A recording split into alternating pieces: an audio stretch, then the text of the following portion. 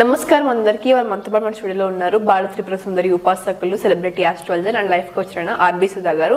మరి డిసెంబర్ వచ్చేసిందంటే అందరం జనవరి కోసం వెయిట్ చేస్తూ ఉంటాము. జనవరి అంటే new year, new feelings.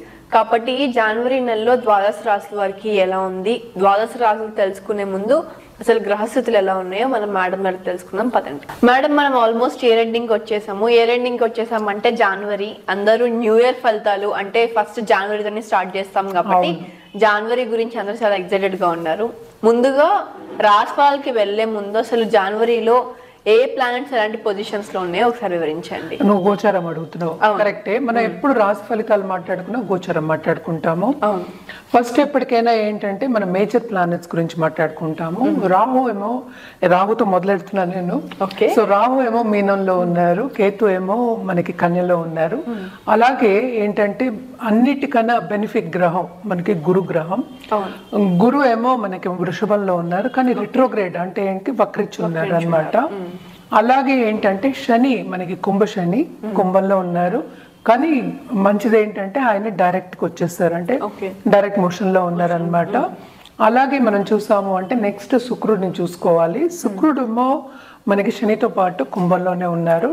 Towards end of this month జనవరి 2025 కి ఆయన మీనానికి వెళ్తున్నారు అనమాట.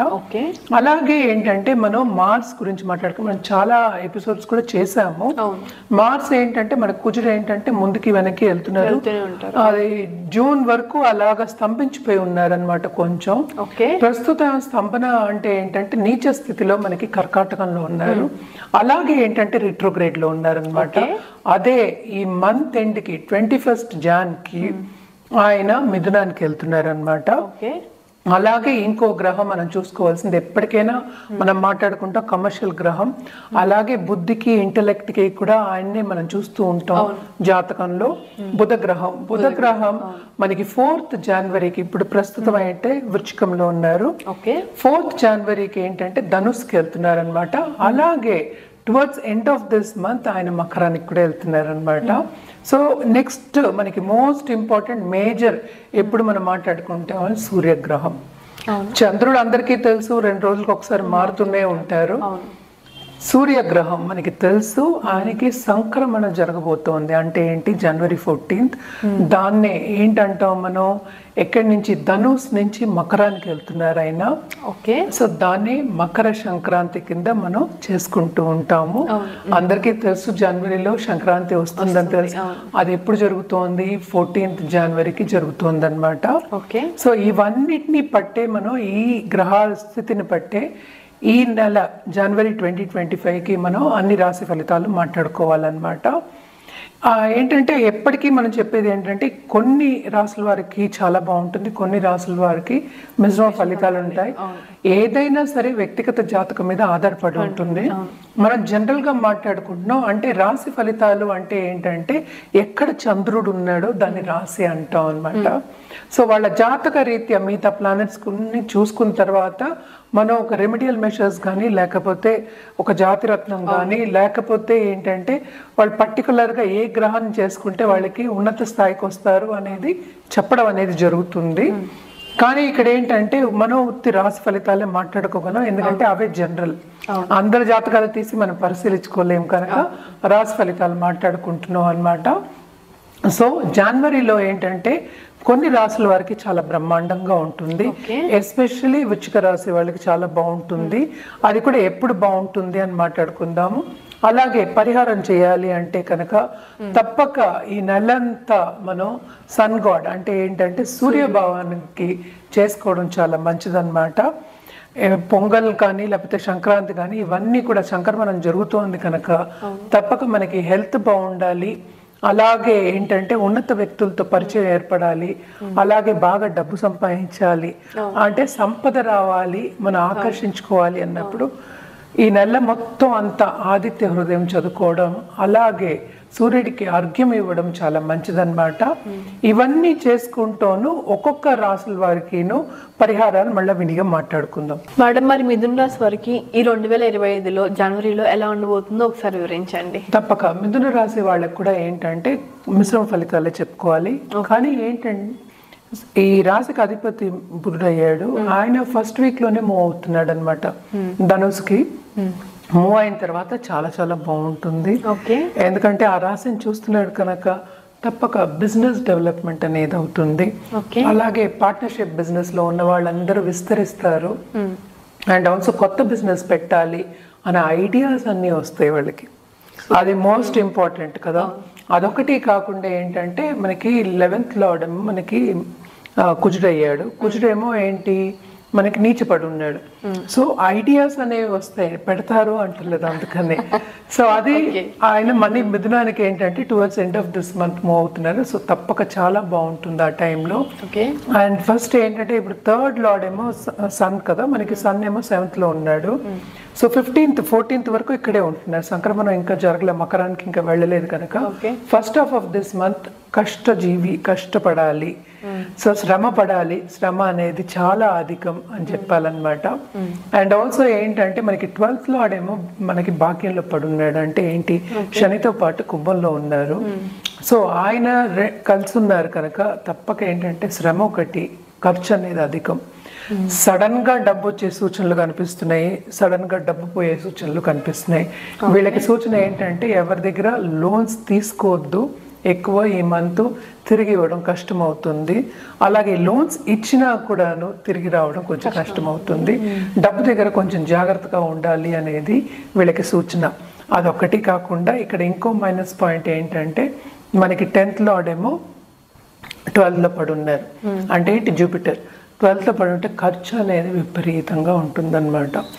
అదొకటి కాకుండా వీళ్ళు శుభ ఖర్చులే చేస్తారు, కానీ పెళ్లికి ఖర్చు పెట్టడం అంటే ఏంటంటే దాంపత్య జీవితం కూడా బాగుంటుంది వీళ్ళకి. అంటే కొత్తగా పెళ్లి కావాలి అన్న వాళ్ళు, పార్ట్నర్ కావాలన్న వాళ్ళకి కూడా మంచి సూచనలు కనిపిస్తున్నాయి కనుక శుభకార్యాలకి ఎక్కువ ఖర్చు పెడతారు అనేది వెరీ ఇంపార్టెంట్. అదొకటి కాకుండా మనం ఎడ్యుకేషన్ రంగంలో ఉన్న వాళ్ళు కానీ, పిల్లల ఎడ్యుకేషన్ గురించి కానీ, వాళ్ళకి ట్యూషన్లు చెప్పడం కానీ, లేకపోతే ఇంకా ఉన్నత స్థాయికి రావాలని వాళ్ళు తాపత్రయపడి ఖర్చు పెట్టడం కానీ జరుగుతుంది. అవన్నీ దూబరా ఖర్చుల కింద రావు కదా, శుభ ఖర్చుల కింద వస్తాయి. సో ఇవన్నీ ఉంటాయి అన్నమాట. కానీ second half of this month మాత్రం వీళ్ళకి చాలా బాగుంటుందనే చెప్పుకోవాలన్నమాట. అండ్ బికాస్ సన్ మూమెంట్ అయిన తర్వాత ఇంకా బాగుంటుంది. కానీ ఈ మంత్ అంతా మనకి వీనస్ శని ఇక్కడే ఉంటున్నారు. వాళ్ళేమో మళ్ళీ వీనస్ ఏమో 10th హౌస్కి రాహుతో పాటు వెళ్ళినప్పుడు కొంతవరకు ఏంటంటే ప్రయాణాలు ఎక్కువ అవుతాయి, ప్రయాణాల్లో శ్రమ పడడం అనేది జరుగుతుందన్నమాట. అలాగే ఏంటంటే ఈ నెలంతా వీళ్ళు కొంతవరకు ఎంజాయ్ చేస్తారు, బంధుమిత్రులతో కలయిక ఉంటుంది. అలాగే నేను చెప్పినట్టు ఖరీదైన వస్తువులు ఇచ్చి పుచ్చుకోవడం అనేది జరుగుతుందన్నమాట. ఎడ్యుకేషన్ రంగంలో ఉన్న వాళ్ళందరికీ చాలా బాగుంటుంది, ఎందుకంటే వాళ్ళకి ఇంకా రాబడి అనేది ఎక్కువ వస్తుందన్నమాట. బాగుంటుందని చెప్పుకోవాలి. దాంపత్య జీవితంలో నేను ఇందాక చెప్పినట్టు అనుకూల పరిస్థితి అనేది కొంచెం నెలకొంటుంది towards end of this month. అంటే లాస్ట్ వీక్ ఆఫ్ దిస్ అంత బాగుండదు, కొంచెం జాగ్రత్తగా ఉండాలి అనేది సూచన అన్నమాట. అండ్ కొత్త బిజినెస్ విస్తరిస్తుందని చెప్పాను కదా. ఎవరైనా సరే ఇప్పుడు ఫారిన్ లో ఉన్న వాళ్ళు, ఫారిన్ టచ్ వచ్చిన వాళ్ళు, లేకపోతే ఆన్లైన్ బిజినెస్ చేసేవాళ్ళు, లేకపోతే కమర్షియల్ గా చేసేవాళ్ళు, అంటే ఏంటి ఇచ్చిపుచ్చుకున్న క్రయ విక్రయాలు అంటూ ఉంటాము. కమర్షియల్ బిజినెస్ చేసే వాళ్ళందరికీ బాగుంటుంది. వీళ్ళకి చెప్పవలసింది ఏంటంటే ఫుడ్ రంగంలో ఉన్న వాళ్ళకి కూడా చాలా బాగుంటుందని చెప్పాలి. ఫుడ్ రంగం తప్పక విస్తరిస్తుంది, చాలా చాలా బాగుంటుంది. అలాగే ఏంటంటే గవర్నమెంట్లో ఉన్న వాళ్ళకి తప్పక ప్రమోషన్ వచ్చే ఛాన్సెస్, ఇంక్రిమెంట్ వచ్చే ఛాన్సెస్ అన్నీ ఉన్నాయి. కొంతవరకు second half of this month enjoy చేసే ఒక క్లైమేట్ అన్నమాట, ఎంజాయ్ చేసే ఒక క్లైమాటిక్ కండిషన్స్ అంటాం కదా, అలా ఉంటుంది. చాలా బాగుంటుందని చెప్పుకోవాలి. వీళ్ళు కూడా పరిహారం చేయాలి అంటే తప్పక సుబ్రహ్మణ్య స్వామికి తప్పక ఫస్ట్ చేయాలి. ఎందుకంటే ఎప్పుడు మనం విష్ణు సహస్రనామం చెప్తాం, వెడ్నెస్డే గణపతి పూజ అని చెప్పుకుంటాం. ఇప్పుడు మార్స్ ఏమో కిందకి పైకి వెళ్తున్నాడు, కొంచెం ప్రాబ్లమాటిక్ గా ఉంది. ఎందుకంటే సడన్ గా తొందరపాటు నిర్ణయాలు తీసుకోకుండా ఉండాలి అంటే ఈ రెమెడియల్ మెషర్స్ తప్పక చేయాలి. సో కుజ జపం చేసుకోవడం కానీ, లేకపోతే సుబ్రహ్మణ్య స్వామికి మంగళవారం పూజ చేసుకోవడం కానీ, వెడ్నెస్డే కూడా చేయాలి. గణపతికి చేయకుండా మనం ఏమి చేయం కనుక వెడ్నెస్డే కూడా మనం గణపతికి పూజ చేసుకోవడం చాలా చాలా మంచిదన్నమాట. అలాగే ఏంటంటే మంగళవారం తప్పక ఒక వ్యక్తికి ఎవరైనా సరే, బ్రాహ్మణ్ అయినా సరే ఎవరైనా సరే తప్పక ఒక ఆహారం పెట్టడం చాలా మంచిది. మన చేత్తో చేసి పెట్టడం చాలా మంచిది. ఎస్పెషలీ ఏంటంటే మనకి పాయసం కానీ, అన్న పాయసం, బెల్లంతో చేసిన పాయసం అవి పెట్టచ్చు. ఎందుకంటే సన్ కూడా మూవ్ అవుతున్నాడు. సో మనందరికీ తెలుసు ఈ నెలంతా వాతావరణం మంచి కైట్స్ తోనూ లేకపోతే ఫెస్టివల్ వాతావరణం ఉంటుంది. సో ఖర్చులు అనేవి తప్పదు, మనం ఇందాక నుంచి మాట్లాడుకుంటున్నాము. సో దీంట్లో కూడా జాగ్రత్తగా హెల్త్ని కాపాడుకుంటూ రావాలంటే ఈ రెమెడియల్ మెషర్స్ అన్ని చేస్తే ఇంకా మంచిది.